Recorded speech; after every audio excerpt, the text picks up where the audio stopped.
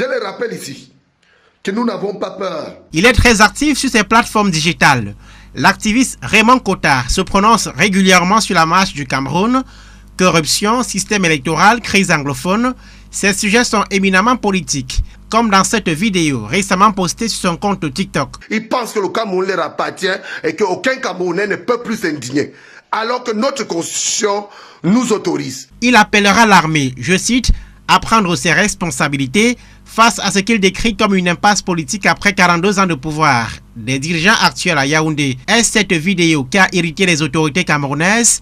Certains observateurs font le lien. Le 17 juillet dernier, le Camerounais est arrêté à son lieu de commerce à la gare de Libreville par les services spéciaux gabonais. Dans une vidéo à la frontière entre le Cameroun et le Gabon, on le voit menotté et demandant des excuses au gouvernement camerounais avec tout près de lui des éléments de la police camerounaise. Son épouse confie avoir tenté en vain d'obtenir des informations sur les motifs de son arrestation et son lieu de détention auprès de l'ambassade du Cameroun à Libreville. Depuis lors, elle dit être inquiète pour la sécurité de son époux, installé au Gabon depuis plus de 10 ans.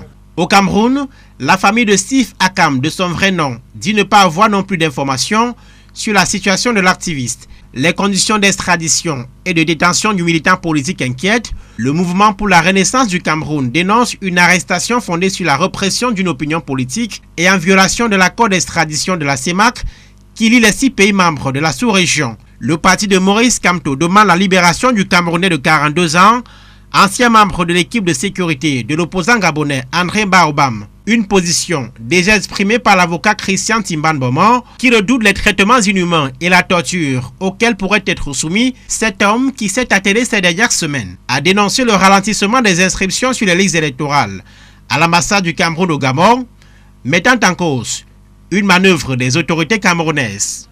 Contacté par Equinox Télévision au sujet de l'affaire Raymond Kota, l'ambassade du Cameroun au Gabon promet de donner suite plus tard.